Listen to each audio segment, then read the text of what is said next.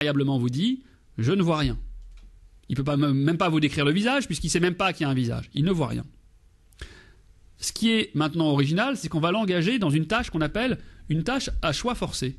C'est-à-dire qu'on va lui dire « on a bien compris que vous ne voyez pas le visage consciemment, mais on va vous demander quelque chose d'un peu saugrenu, c'est qu'on va vous prévenir à chaque essai du fait qu'il y aura un visage qui vous sera présenté, et ce visage pourra être, par exemple, comme dans cette expérience, soit menaçant ou exprimer la peur ou la menace, soit neutre. Et on va vous donner 2 boutons de réponse, et vous allez appuyer à gauche ou à droite, et par exemple, appuyer à gauche quand le visage fait peur, et à droite quand il ne fait pas peur. Alors quand vous êtes un patient neurologique, Monsieur GY c'est devenu un professionnel des circuits de laboratoire de la conscience visuelle, donc ça maintenant ça ne le surprend pas trop, même si le phénomène est étonnant, mais quand vous testez un malade pour la première fois, souvent ces patients qui sont très motivés par la recherche, ils sont quand même un peu déçus que vous les engagez dans une tâche de pari ou de casino, quoi. Je suis pas, la recherche, c'est pas répondre n'importe quoi au hasard. Mais justement, ce qui se passe d'assez fabuleux, c'est que ce malade, par exemple, dans certaines situations, lorsque vous lui demandez de faire ça, il ne voit pas de visage, il voit encore moins l'émotion du visage, mais lorsque vous l'obligez à répondre, vous constatez que ses performances comportementales, autrement dit la qualité de ses réponses, est non seulement supérieure au niveau du hasard, mais parfois est quasiment au même niveau de performance que lorsqu'on lui présente le visage dans les champs visuels dont il a conscience, les champs visuels sains. Autrement dit, on découvre, pavé dans la mare dans les années 70, on l'a découvert dans les années 10, fin de la Première Guerre mondiale en Angleterre, mais ça n'a pas été suffisamment pris en compte et bien développé. Donc ça a été vraiment redécouvert, on peut dire, dans les années 70, et là, on tombe sur quelque chose d'étonnant. On tombe sur une dissociation entre la conscience, qui est abolie ici, et la performance qui est respectée. Et en psychologie, les dissociations entre différentes fonctions mentales, ça nous plaît parce que ça nous permet d'étudier vraiment indépendamment les unes des autres. Et ça nous permet également de pouvoir dire, attention, la conscience, ça semblait à beaucoup de personnes quelque chose d'absolument incompatible avec une méthode objectivante à la 3e personne, puisqu'on étudie un phénomène subjectif. Eh bien non. On peut en fait manipuler la conscience, pas au sens d'une manipulation du contenu, mais on peut jouer sur des variables qui vont affecter la conscience de manière reproductible, objective, avec une base cérébrale qui peut être décrite. À ce moment-là, donc, les années 70, c'est vraiment le retour en force du fait qu'on peut écrire un article scientifique avec le mot conscience.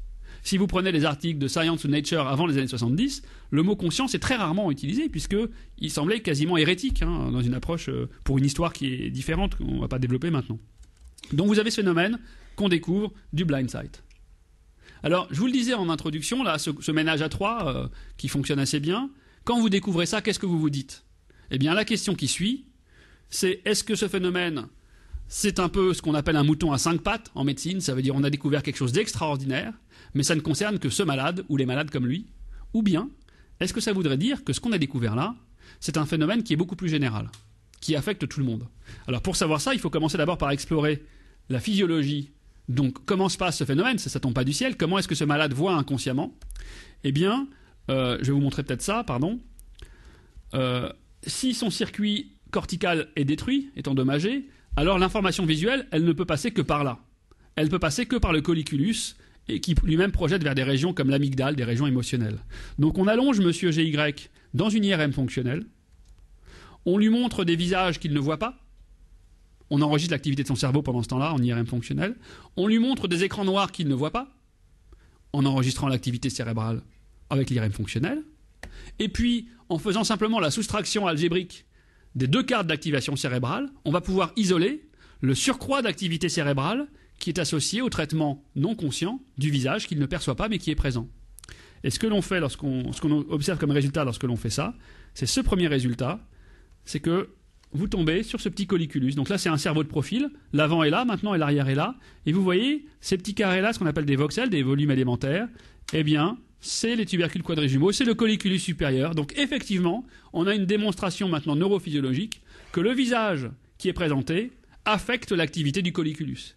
Et plus intéressant encore, lorsque l'on voit une région importante pour les émotions qu'on appelle l'amygdale, donc une région vraiment très importante pour la coloration émotionnelle de l'univers et de nous-mêmes, eh bien l'activité de l'amygdale, là c'est les amygdales qui sont fléchées, représentées par les flèches, vous avez ici notamment le niveau en IRM fonctionnel d'activité de l'amygdale, eh bien vous voyez que sur ce petit graphe ici, ce petit bâtonnet, vous voyez que l'amygdale a une activité qui est augmentée lorsque le visage qui n'est pas vu fait peur, par comparaison avec une situation dans laquelle le visage qui n'est toujours pas vu ne fait pas peur.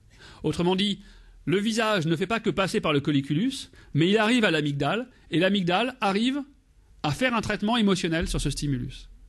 Je précise au passage que c'est l'amygdale cérébrale, temporale, parce qu'il arrive parfois que quelqu'un me dise qu'on lui a enlevé les amygdales, mais ce n'est pas dangereux, en tout cas pour ceux dont je parle maintenant. Donc on a un premier phénomène assez spectaculaire. Alors la question c'est, quand on nous montre un visage à nous aussi, est-ce que il se passe la même chose? Ça veut dire, est-ce que notre prise de conscience du visage n'a rien à voir avec ce que la voie, on peut l'appeler la voie colliculaire, le circuit colliculaire? Est-ce que le circuit colliculaire fonctionne chez nous également de manière inconsciente? Alors c'est une question intéressante, mais c'est un peu difficile parce que lorsque je vous présente un visage, votre circuit colliculaire le traite, mais votre circuit cortical qui n'a pas de lésion le traite aussi. À la fin, vous prenez conscience du visage, mais on ne sait pas vraiment grâce à quoi vous alimentez votre conscience. Donc il faut imaginer une situation expérimentale qui va nous permettre de nous transformer un peu comme ce malade, de faire d'un sujet sain quelqu'un qui ne va voir qu'avec sa voie colliculaire.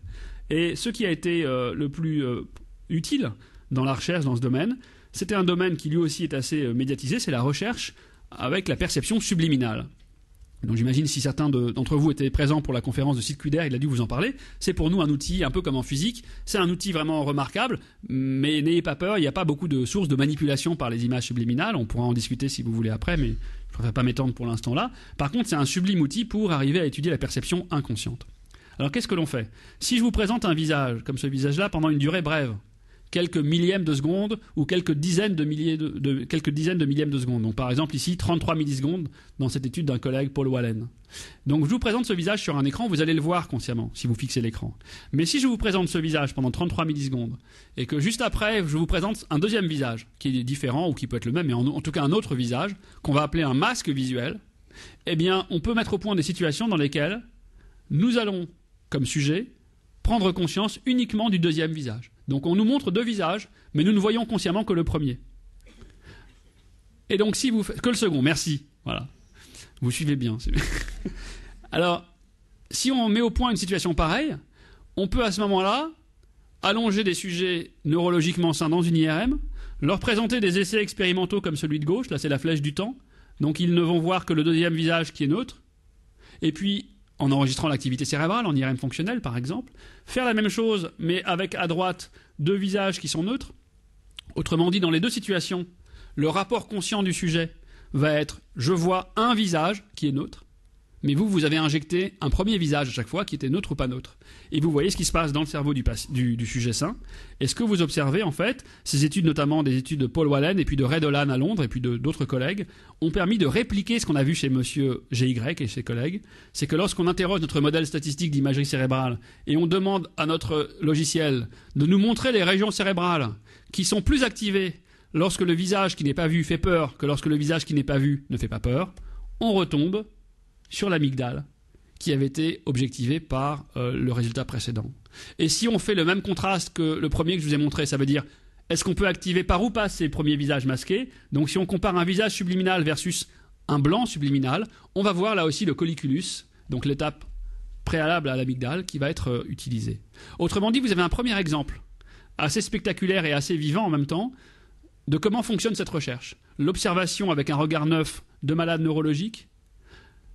On tombe sur un phénomène, une fois qu'on l'a trouvé, il paraît vraiment caricatural, et on essaye de voir s'il nous renseigne quelque chose sur quelque chose qui relève de manière beaucoup plus générale de la cognition du sujet sain. Et la fin de l'histoire, je vais vous la donner quand même, la fin de l'histoire, j'espère que je ne suis pas trop bavard, mais la fin de l'histoire, en fait, c'est que, comme je vous le disais, le colliculus, on sait que c'est, entre guillemets, stupide par rapport au cortex visuel primaire. Le cortex visuel primaire, l'occipital, il y a deux grands neurophysiologistes, Hubel et Wiesel, qui, en 81, ont le prix Nobel pour cette découverte de l'architecture de cette région, qui est une région extrêmement complexe, extrêmement sophistiquée, et qui prend beaucoup de volume quand même cortical par rapport au petit colliculus supérieur. Donc, dans la tête de tout le monde, il était clair que lorsque vous allumez votre amygdale par un visage qui fait peur par le colliculus supérieur, probablement qu'il ne se passe pas la même chose que quand vous voyez un tableau de Bosch et que vous avez énormément d'émotions, vous analysez plein de détails. C'est sans doute pas ça, c'est sans doute un truc beaucoup plus sommaire, beaucoup plus simple. Alors il y a une course entre plusieurs laboratoires, en Suisse, en Angleterre, aux États-Unis. Et puis, pour faire court là aussi, le fin du fin, c'est qu'en fait, la condition nécessaire et suffisante pour activer votre circuit inconscient de la peur sur les visages par l'amygdale,